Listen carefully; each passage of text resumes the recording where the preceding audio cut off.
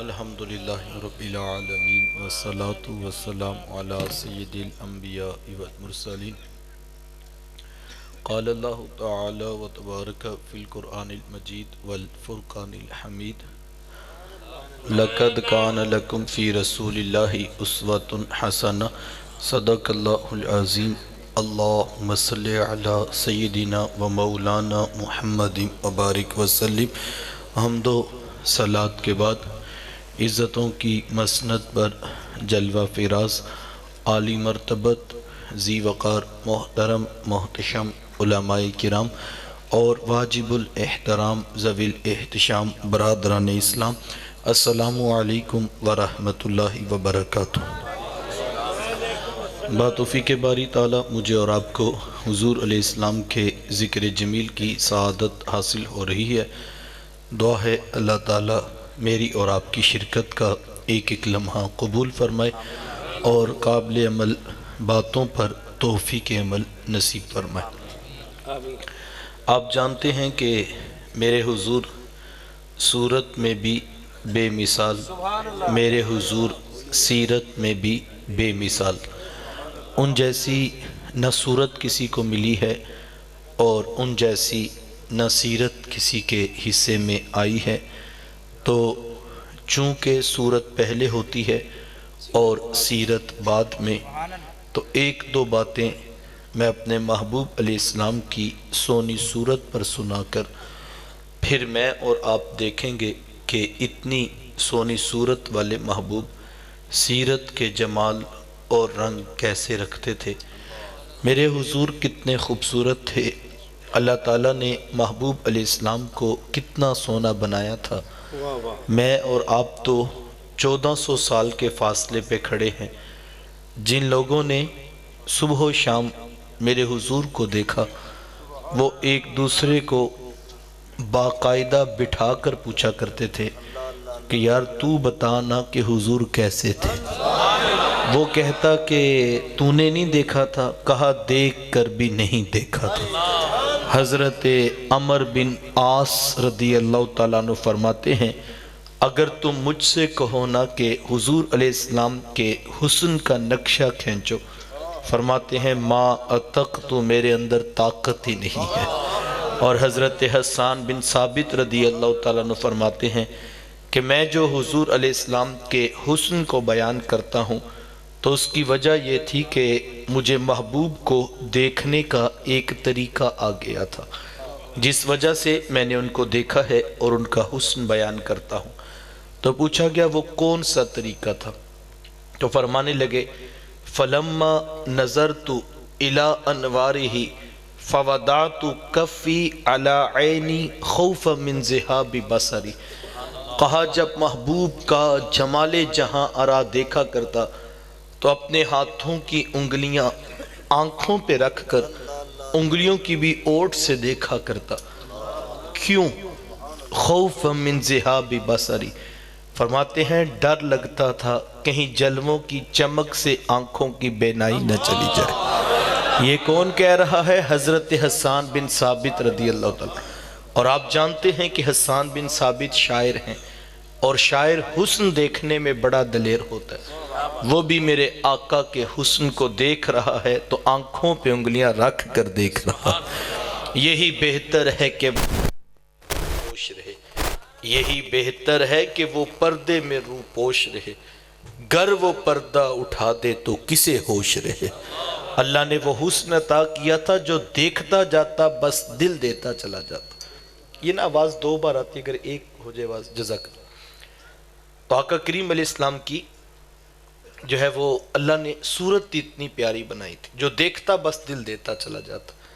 امام زرقانی علیہ رحمہ نے حضور علیہ السلام کے حسن پر بڑی خوبصورت ایک بات لکھی ہے کہ ایک دن آقا کریم علیہ السلام صحابہ کو فجر کی نماز پڑھائی اور مسجد نبوی سے باہر نکلے۔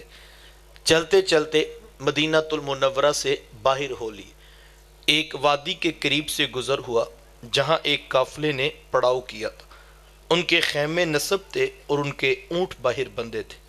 جب میرے حضور وہاں سے گزرے نا تو حضور علیہ السلام کی نگاہیں ایک سرخ رنگ کے اونٹ پہ رک گئی آقا کریم علیہ السلام کو وہ اونٹ پسند آ گیا.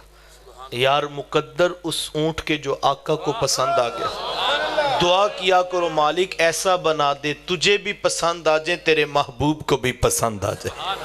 چونکہ زندگی تو وہی زندگی ہے نا جس میں محبوب بھی خوش ہو محبوب کا خدا بھی خوش ہو. بھلا وہ بھی کوئی زندگی ہے جس میں محبوب خدا ہی ناراض ہو.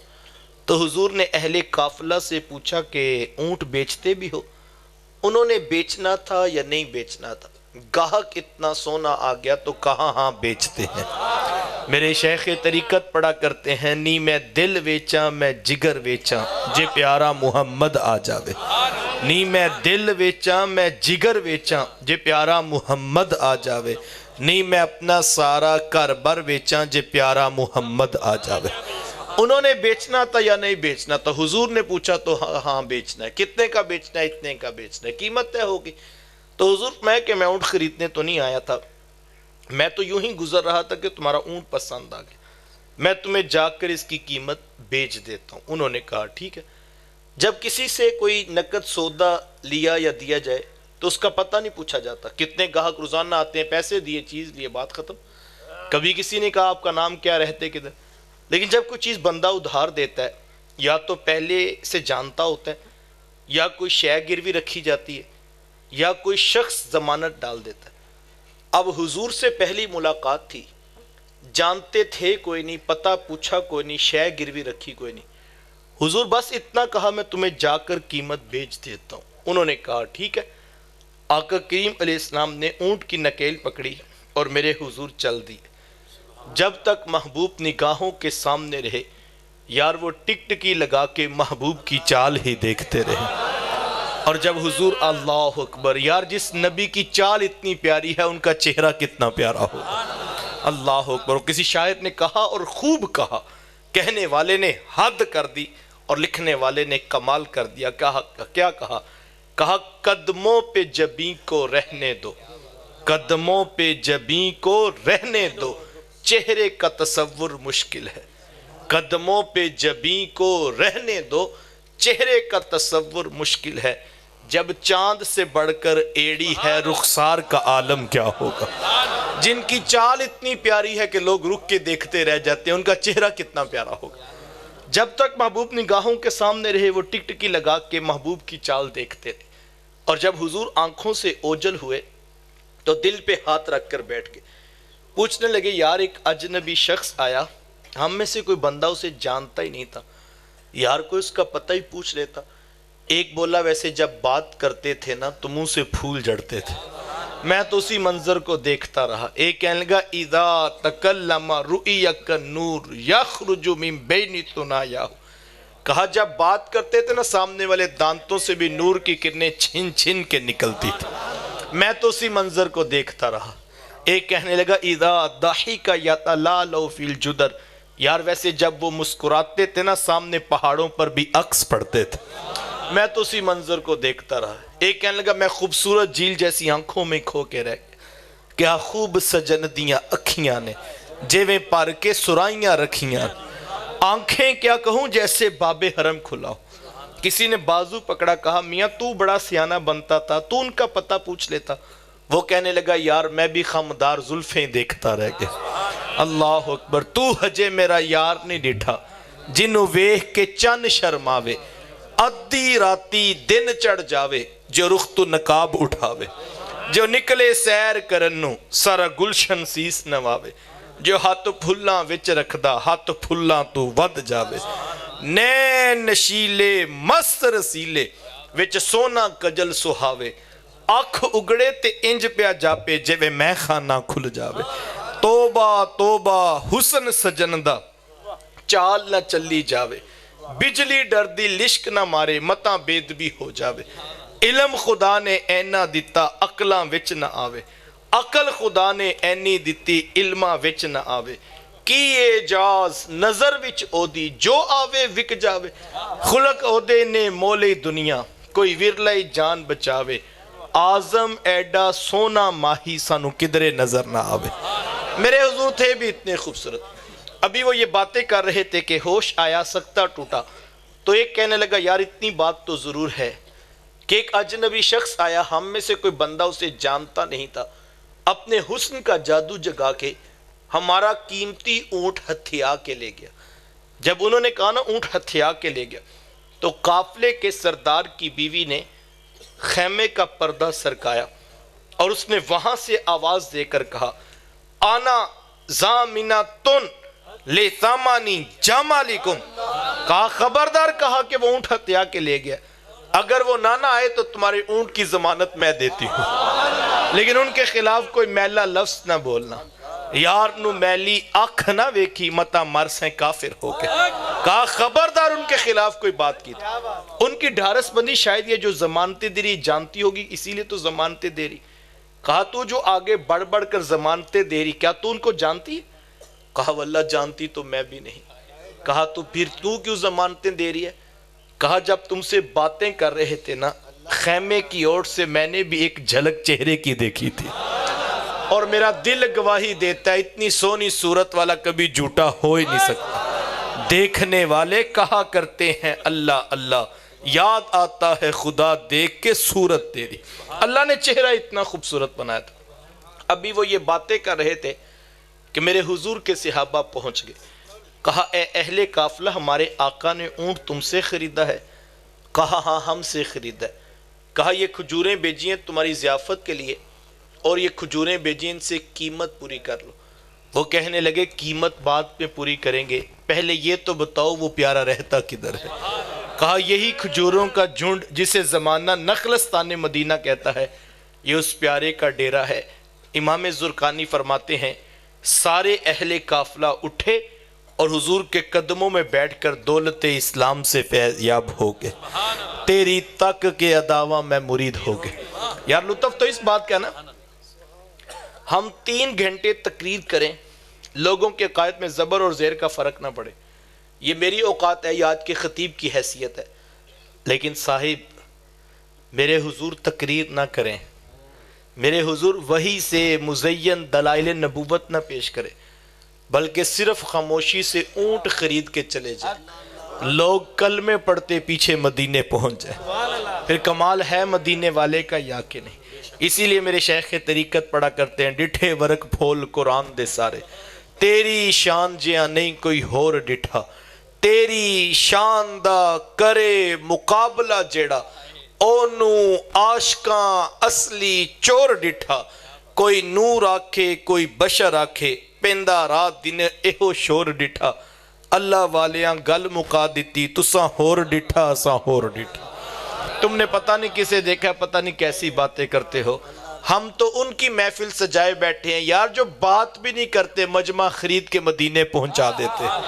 اللہ اکبر، یار جب بات نہیں کرتے تو لوگوں کو ایمان مل جاتا ہے، اور جب بات کرتے ہوں گے پھر دلوں کی دھڑکنوں کا عالم کیا ہوگا۔ اللہ اکبر۔ آئیے چند لمحوں کے لیے دیکھتے ہیں اتنی سونی صورت والے محبوب سیرت کے جمال اور رنگ کیسے رکھتے تھے۔ میرے حضور علیہ السلام کی جس وقت ولادت ہوئی تو آپ جانتے ہیں کہ 7 دن تک اپنی والدہ حضرت آمینہ سلام اللہ علیہ کا دودھ پیا۔ 8ویں دن یہ اعزاز دشمن اسلام ابو لہب کی کنیز سویبہ کو حاصل ہوا، اس نے حضور علیہ السلام کو دودھ بھی پلایا اور دیکھ بھال بھی کی۔ یہ چند دن کا دودھ تھا، یہ چند دن کی ہی دیکھ بھال تھی، لیکن میرے آقا نے سویبہ کے اس احسان کو بھی پوری زندگی یاد رکھا۔ مکے میں تھے تو میری ماں کہہ کے پکارا کرتے، مدنی دور آیا تو یہاں مدینے سے ان کے لیے کپڑے بھی بھجوایا کرتے اور رقم کا بھی بندوبست کیا کرتے۔ یہ ہے شریعت، یہ ہے سیرت جو میرے حضور لے کر آئے۔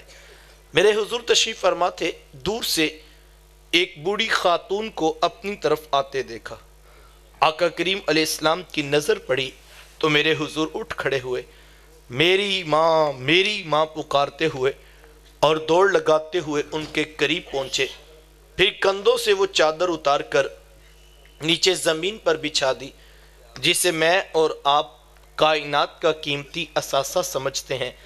اپنی والدہ کو اس چادر کے اوپر بٹھایا، کان لگا کر گھنٹوں ان کی باتیں سنی، اور جب وہ بوڑھی خاتون خود اٹھ کر واپس جانے لگی تو کسی نے راوی سے پوچھ لیا یہ آنے والی خوش قسمت خاتون کون تھیں کہ محبوب علیہ السلام نے کندھوں کی چادر ان کے قدموں کے نیچے بچھا دی؟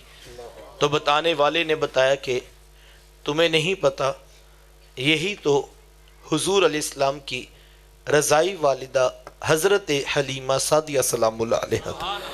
سگی ماں تو سگی ماں ہوتی ہے، میرے محبوب علیہ السلام نے تو دودھ پلانے والی ماں کو بھی اتنی عزتیں عطا کی۔ ماں باپ کیا ہوتے ہیں یہ زمانے کو میرے محبوب علیہ السلام نے آ کر بتلایا۔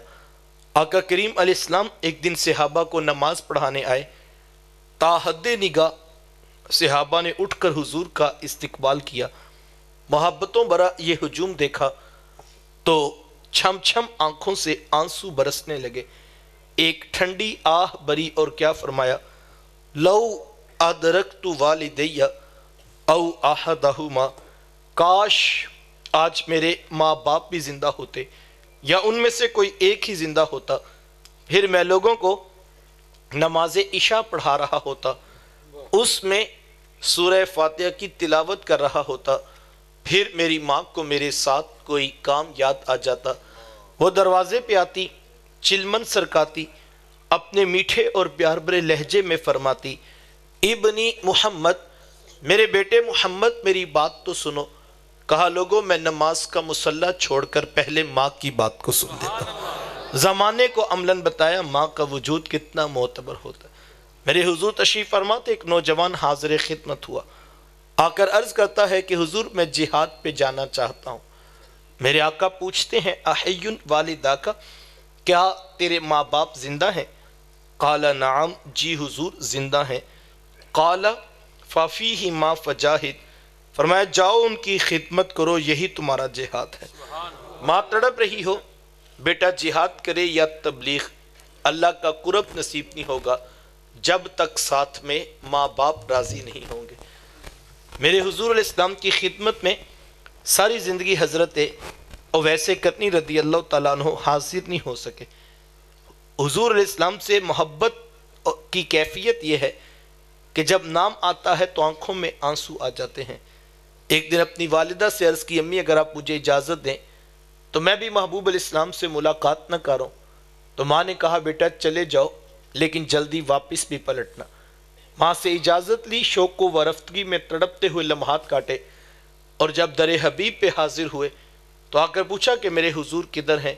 تو بتایا گیا وہ تو کسی سفر پہ تشریف لے گئے ہیں۔ حضرت اویس قرنی رضی اللہ تعالیٰ عنہ انہی قدموں پہ واپس پلٹ جاتے ہیں۔ کیوں؟ اس لیے کہ وہ یہ جانتے تھے کہ جس رسول کی یاد میں تڑپ رہا ہوں انہی کے کہنے پر ماں کی خدمت کر رہا ہوں، اور یہ ہو نہیں سکتا کہ میرے حضور میرے حالات سے بے خبر ہوں۔ اور حقیقت بھی ایسے ہی تھی۔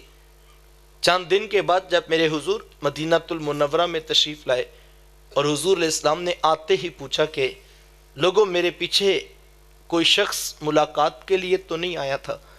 عرض کی حضور آپ کو کیا لگا؟ حضور میں لوگوں مجھے یمن والے یار کی خوشبو آ رہی ہے۔ عرض کی حضور وہ اتنا پیار کرتے ہیں کہ بیٹھے یمن میں اور آپ کو یہاں خوشبو آ رہی ہے؟ حضور میں وہ میرے سے بڑا پیار کرتے ہیں۔ عرض کی حضور اتنا پیار کرتے ہیں تو پھر ملاقات کے لیے کیوں نہیں آئے؟ تو حضور میں ان کی بوڑھی اور نابینا ماں ہے جن کی خدمت انہیں میرے حضور آنے سے روکے ہوئے ہے، اور کوئی جائے نہ جا کر میرے اویس کو میرا سلام کہے اور اسے کہنا میری امت کی بخشش کی دعا بھی کرنا۔ یہاں سے پتہ لگا جو ماں باپ کی خدمت کرتا ہے اس کی دعائیں قبول ہوتی۔ تو ماں باپ کی خدمت اتنا بڑا درجہ رکھتی ہے۔ بیٹیاں کیا ہوتی ہیں یہ زمانے کو میرے حضور علیہ السلام نے آ کر بتلایا۔ آقا کریم علیہ السلام کی آمد سے قبل آپ تاریخ عرب اٹھائیں، جب کسی کے ہاں بیٹی پیدا ہوتی تو شرم سے اس کا منہ کالا ہو جاتا۔ عزت اور آبرو بچانے کا ایک ہی راستہ ہوتا کہ ظالم باپ ماں کی ممتا بری گود سے پھول جیسی بیٹی چھینتا، گڑھا کھود کے دھکا دے کر اوپر مٹی ڈال دیتا۔ اگر کوئی باپ اتنا ظالم، اتنا سفاک تھا تو وہ اس قابل تھا کہ وہ معاشرے میں سر اٹھا کر جی سکتا ہے، اور اگر کسی کے ہاتھوں میں اتنی سکت نہیں کہ اپنی زندہ بیٹی کا گلا دبا سکے تو وہ اس قابل نہیں تھا کہ معاشرے میں سر اٹھا کر جی سکے۔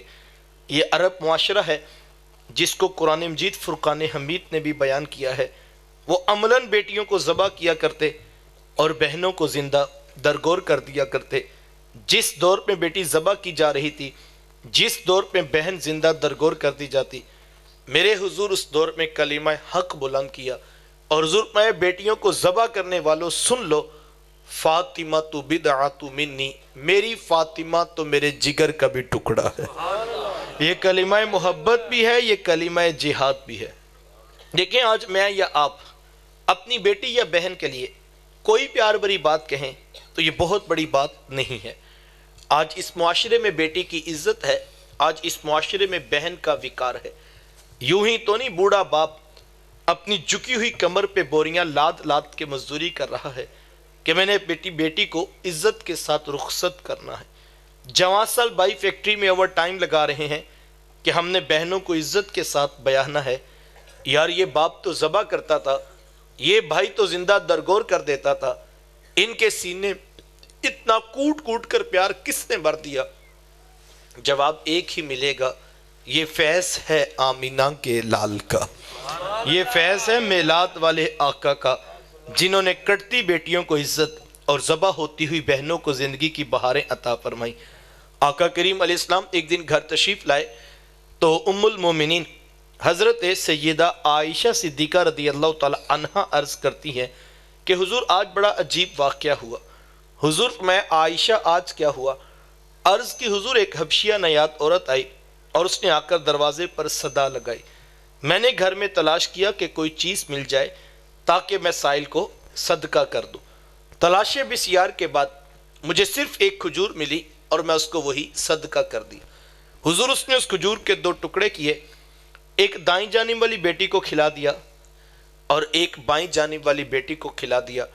حضور ماں خود بھی بھوکی تھی، اس کا اپنا پیٹ بھی کمر سے لگا ہوا تھا، لیکن اس نے خود کچھ نہیں کھایا اور سب کچھ اپنی بیٹیوں کو ہی کھلا دیا۔ یہ کہتے کہتے ام المومنین آبدیدہ ہو گئی، آنکھوں میں آنسو آ گئے۔ تو حضور میں سنو عائشہ، اگر کل قیامت کے دن ان بچیوں کی ماں کو جہنم میں جانے کا حکم ہو گیا تو یہی بیٹیاں درمیان میں آڑ بن کے کھڑی ہو جائیں کہ مالک ہم تو اپنی ماں کو جہنم میں نہیں جانے دیں گے، اللہ ان بچیوں کی سفارش قبول کر کے ان کی ماں کو جنت عطا کرے گا۔ کہاں بیٹیاں باعث شرم و ننگوار سمجھی جاتی تھی، کہاں بیٹیاں ہی دخول جنت کا سبب قرار پائیں۔ خود فرمایا جس کو اللہ نے 2 بیٹیاں یا 2 بہنیں عطا کی، پھر اس نے ان کی پرورش کی، ان کی تربیت کی، یہاں تک کہ ان کا نکاح کر دیا اور پھر پیچھے سے بھی اس نے خیر خبر رکھی، تو میرے حضور فرماتے ہیں اتنا خوش قسمت شخص ہے، کل قیامت کے دن میرے اتنے قریب ہوگا جتنی یہ 2 انگلیاں آپس میں قریب ہیں۔ یہ اعزاز، یہ تکریم کس کو ملے گی؟ جس نے بیٹیوں سے وفا کی ہوگی۔ بہنیں کیا ہوتی ہیں؟ یہ زمانے کو میرے حضور علیہ السلام نے آ کر بتلایا۔ آقا کریم علیہ السلام کی نہ کوئی سگی بہن تھی اور نہ کوئی سگا بھائی۔ میرے حضور در یتیم ہے، لیکن جب رضاعت کا شرف عطا کرتے ہوئے میرے حضور حضرت حلیمہ سعدیہ سلام اللہ علیہا کے ہاں تشریف لے گئے تو آپ جانتے ہیں کہ ان کی ایک بیٹی تھی جن کا نام شیمہ یا شیمہ بتایا جاتا ہے۔ وہ رشتے میں حضور علیہ السلام کی رضائی بہن لگتی تھی۔ قبیلہ بنو سعد کے رواج کے مطابق شام کو جب مائیں کھانا پکانے لگتی تو بہنیں اپنے بھائی گود میں اٹھا کر باہر کھلے میدان میں لے آتی۔ ہر بہن کی گود میں اس کا بھائی ہوتا اور وہ اپنے بھائی کے حسن کے قصیدے پڑھ رہی ہوتی۔ اگر کسی کے بھائی کا رنگ کالا ہوتا تو وہ کہتی رنگ کالا ہے تو کیا ہوا، میرے بھائی کے نقوش دیکھیے کتنے خوبصورت ہیں، اس کی اٹھی ہوئی ناک، اس کی جھیل جیسی خوبصورت آنکھیں دیکھیے کتنی پیاری، تو وہ نقوش کو معیار حسن قرار دیتی۔ اور اگر کسی کے بھائی کا رنگ گورا چٹا ہوتا تو وہ کہتی جناب رنگ نہیں تو کچھ نہیں، حسن تو ہوتے ہی سارا رنگت میں ہے، میرے بھائی کا رنگ دیکھیے کتنا گورا چٹا ہے۔ تو یہ بحث مباحثہ چل رہا ہوتا اور کوئی بہن بھی ہار ماننے کو تیار نہ ہوتی۔ اتنے میں ایک سمت سے حضرت شیمہ اپنا ویر محمد اٹھا کے لے آتی اور کہتی ذرا میرے ویر کا مقابلہ بھی تو کرو نا۔ تو وہ کہتی نہیں نہیں شیمہ تیرے ویر کا مقابلہ تو نہیں نا، تیرا تو ساروں کا ہی سردار لگتا ہے۔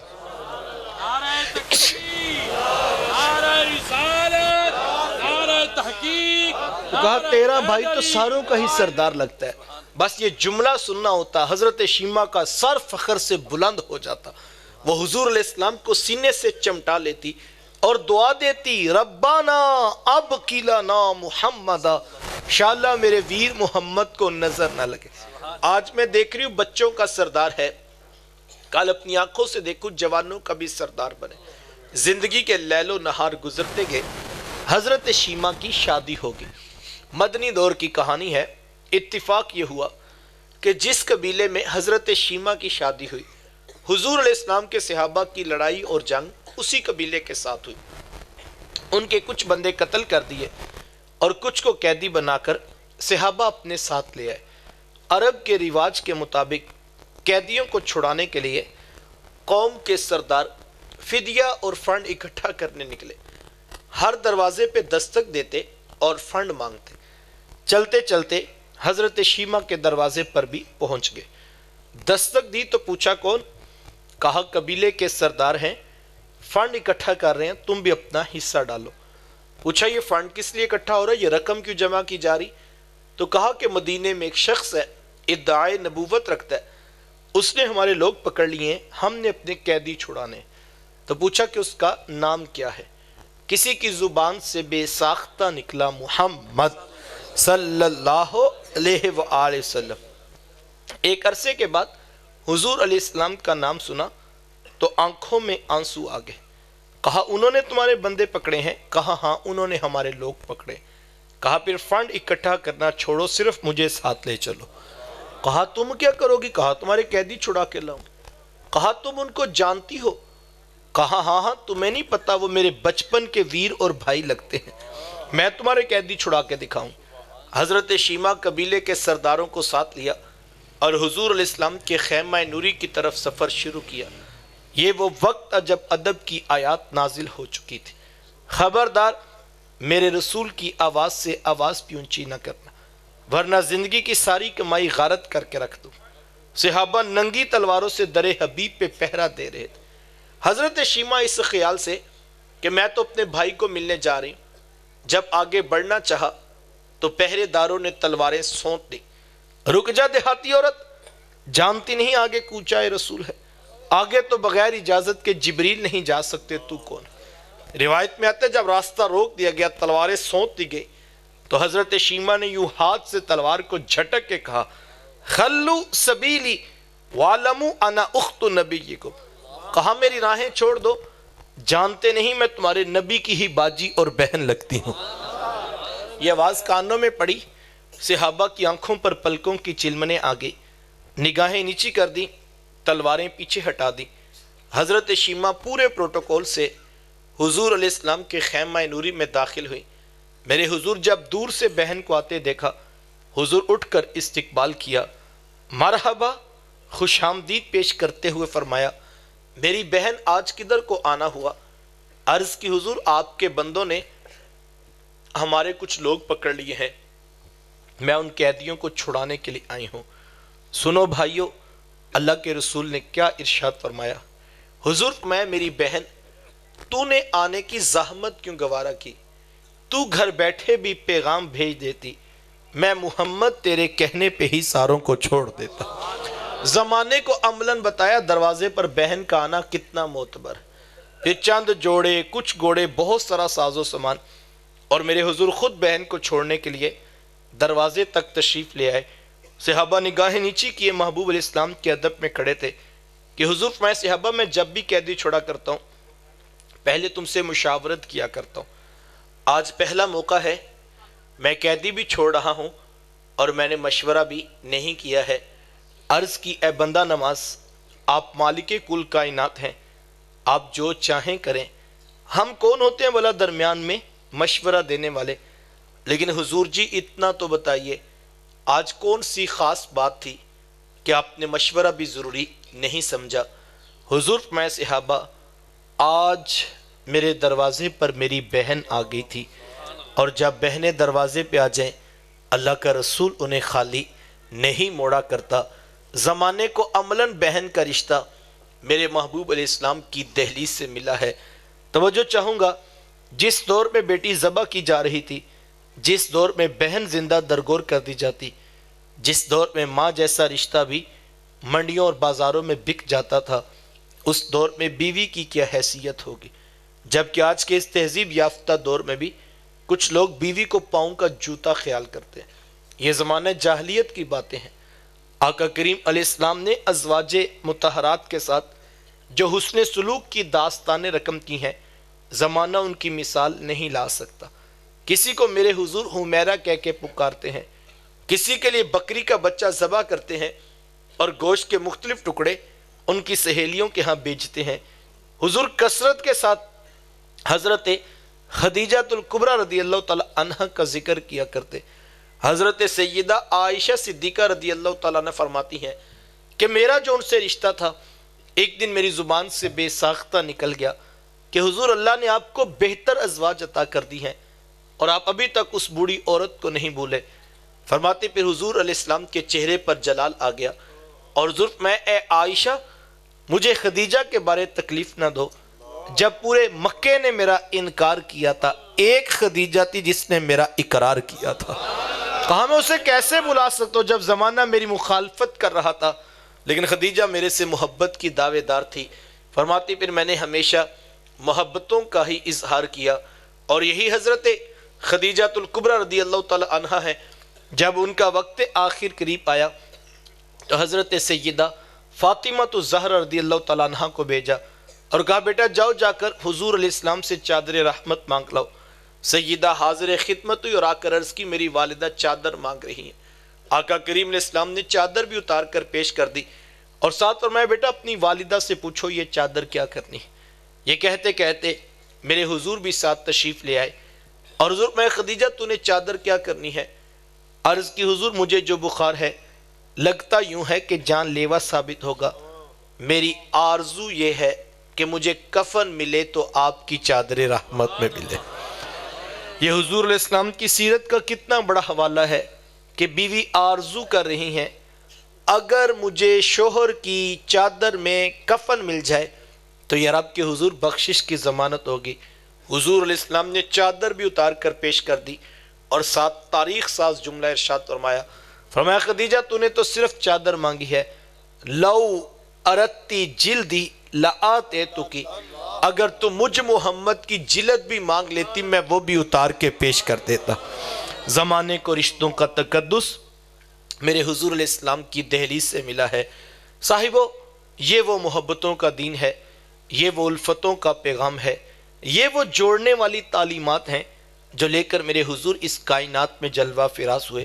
ہم نے حضور علیہ السلام کی آمد کی خوشی میں کمکمے روشن کیے، ہم نے راہوں میں چراغ بھی جلائے، ہم پھول پتیاں اور کلیاں بھی بچھائے بیٹھے ہیں، ہم مٹھائیاں بھی بانٹ رہے ہیں، ہم دیگیں بھی پکا کر کھلا رہے ہیں۔ یہ سب کام باعث برکت ہے، میں ان کی نفی نہیں کرتا۔ کوئی نادان ہی ہوگا بیچارہ جو اس عنوان پر الجھ پڑے یا کوئی فتویٰ امت پر لگا دے۔ میں تو صرف ایک جملہ یہ کہتا ہوں کہ یار مجھے یہ بتاؤ دل پہ ہاتھ رکھ کر، اگر حضور علیہ السلام کی آمد کی خوشی بھی نہیں منانی تو یار پھر کائنات میں خوشی بچتی کون سی ہے؟ خوشی ہوتی کیا ہے؟ خوشی کہتے کسے؟ اگر حضور علیہ السلام کی آمد کی خوشی کے جواز کے لیے بھی دلائل چاہیے تو حضور والا پھر ساری خوشیاں رکھنی پڑیں گی کسی اور جگہ پہ۔ اگر یہ خوشی جائز نہیں تو پھر کائنات میں خوشی اتری کوئی نہیں ہے۔ اور کائنات کی سب سے بڑی خوشی یہ ہے کہ اللہ نے ہم جیسوں کو اپنا رسول عطا کر دیا، اپنا محبوب عطا کر دیا۔ اور یقین جانے ایک دن کا میلاد کیا ہے، ساری زندگی سر سجدے میں رکھ کر شکر کے کلمے پڑے جائیں پھر بھی حق کے شکر ادا نہیں ہوتا۔ تو یہ میرا اور آپ کا اعزاز ہے، یہ میرا اور آپ کا فخر ہے کہ اللہ نے مجھے اور آپ کو یہ سعادت عطا کی۔ یہ آپ نے جتنا خوبصورت پنڈال سجایا ہے اور میں وہاں سے چلا تو روڈ سے جو ہے وہ آپ نے یہ اتنا کچھ کیا، یقیناً یہ حضور کے پیار میں ہے، یقیناً یہ محبوب کی محبت میں ہے اور یہ باعث برکت ہے، اس کا صلہ ہی صلہ ہے اور اس کا اجر ہی اجر ہے۔ لیکن اس کے باوجود میں کہنا چاہوں گا یہ کمکمے، یہ روشنیاں، یہ چراغ، یہ پھول، یہ کلیاں، یہ محبتوں کے سارے انداز باعث برکت، لیکن بیٹا یاد رکھنا یہ سب کچھ باعث برکت ہونے کے باوجود بھی یہ تو صرف آغاز ہے، منزل میرے حضور کی ذات ہے، منزل میرے رسول کا پیغام ہے، منزل میرے حضور کا اسوہ نور ہے۔ تو مجھے اور آپ کو منزل کا سفر کرنا ہے۔ منزل کیا ہے میلاد کی؟ تو میرے شیخ طریقت 2 جملوں میں منزل کی نشاندہی کیا کرتے ہیں۔ آپ فرماتے بیٹا یہ نہ ہو کہ لوگ تم سے پوچھیں کہ تم کون ہوتے ہو اور تم پاسپورٹ سے مذہب کا خانہ دکھاؤ، یہ دیکھیے اسلام لکھا ہے ہم مسلمان ہوتے ہیں۔ کہا نہیں بیٹا، نہ کسی کو پوچھنا پڑے نہ کسی کو بتانا پڑے، تم دور سے آ رہے ہو، تمہاری وضع قطع، شکل و صورت، چال ڈھال، انداز معاشرت اتنا خوبصورت ہو کہ لوگ مسکرا کے کہیں وہ دیکھیے میلاد والے آقا کا امتی آ رہا ہے۔ یہ میلاد کی منزل ہے اور ہم نے یہاں تک میلاد۔ دیکھو یہ میرے حضور کی سیرت ہے نا، کہ سرے راہ بازار سے گزرتے ہوئے کسی شخص سے وعدہ ہو گیا، اس نے کہا آپ یہیں پہ رکیے میں تھوڑی دیر تک آتا ہوں۔ جانے والا جا کر بھول گیا۔ 1 دن 2 دن 3 دن گزر گئے، میرے حضور وہیں کھڑے ہو کر انتظار کرتے رہے۔ حضور والا 3 دن، 3 منٹ نہیں، 3 گھنٹے نہیں، 3 دن تک میرے حضور وہیں کھڑے رہے۔ 3 دن کے بعد اس شخص کا گزر ہوا، اس نے دیکھا اللہ کے رسول انتظار کر رہے ہیں، اس کو کیا ہوا وعدہ یاد آ گیا، اس نے ہاتھ جوڑ کر معذرت کی کہ حضور میں تو جا کے بھول گیا تھا، حضور میں صاحب تو نے ہمیں مشقت میں ڈال دیا۔ یار جس امت کو ان کے رسول نے 3 دن تک انتظار کر کے وعدے کی پاسداری سکھائی ہو، وہ امت بھی اگر وعدہ پورا کرنا بھول جائے پھر سوچنے کی ضرورت ہے یا کہ نہیں۔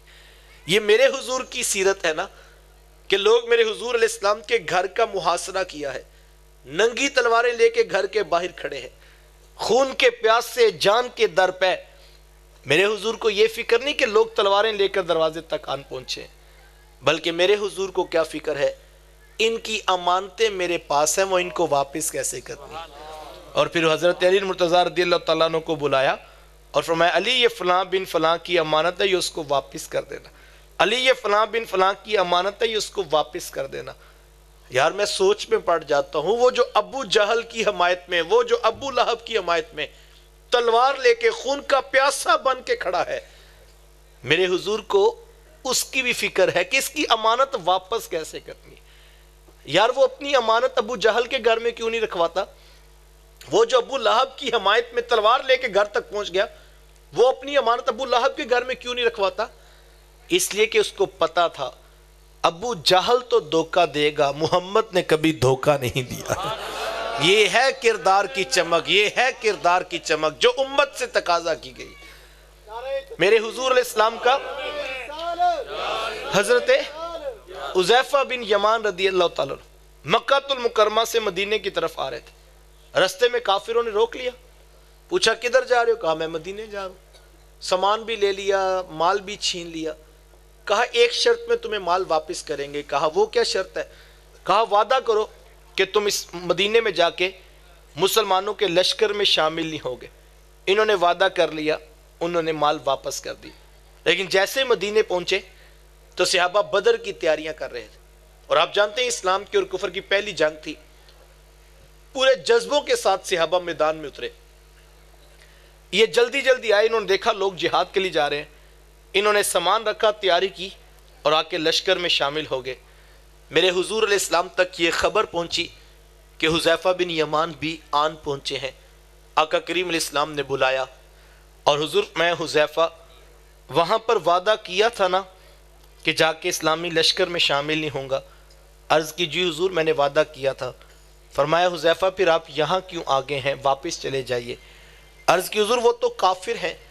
تو حضور میں ہاں حذیفہ میں محمد کافروں سے کیے ہوئے وعدے بھی پورے کرتا ہوں۔ یہ ہے کردار، یہ ہے سیرت کا معیار۔ مجھے اور آپ کو اس معیار، دیکھو یہ میرے حضور کی سیرت۔ میں آخری بات سے اجازت چاہوں گا، جب حضرت خدیجہ الکبریٰ رضی اللہ تعالی عنہ نے حضور علیہ السلام کے ساتھ تجارت کا معاملہ کیا تو ساتھ میں اپنے غلام کو بھی بھیج دیا۔ 2 4 10 15 دن کے بعد جب میرے حضور واپس پلٹے، آقا کریم علیہ السلام نے آ کر نفع تجارت کا ان کے سامنے رکھ دیا۔ تو حضرت خدیجہ الکبریٰ رضی اللہ تعالیٰ عنہ نے اپنے غلام کو بلایا اور کہا ہم نے بڑے بڑے لوگوں سے کاروبار کیا ہے، لیکن اتنا نفع کبھی نہیں ہوا جتنا محمد کی تجارت سے ہوا صلی اللہ علیہ وآلہ وسلم. تو اس کی کیا وجہ ہے، اتنا نفع کیسے ہو گیا؟ تو انہوں نے کہا کہ غلام، اب غلام بول رہا ہے، کہنے لگا اس کی صرف ایک وجہ ہے کہ میں نے محمد کے ساتھ دن بھی گزارا، میں نے رات بھی گزاری، میں نے ان کے ساتھ تجارت بھی کی، میں نے مال کا لین دین بھی دیکھا، میں نے ان کے ساتھ گفتگو کرتے ہوئے، کلام کرتے ہوئے لوگوں کو بھی سنا، لیکن اللہ کی قسم اتنے دن میں ساتھ رہا لیکن میں نے محمد کی زبان پہ جھوٹ نہیں سنا. یہ اس سچ کی برکت ہے. میرے حضور نے ضمانت دی تھی، فرمایا جھوٹی قسم اٹھانے سے مال تو بک جاتا ہے لیکن برکت اٹھا لی جاتی ہے. ہم سب کچھ بھول بیٹھے. تو یہ میلاد کا جو پروگرام ہوتا ہے اس کی مقصدیت بھی یہی ہوتی ہے.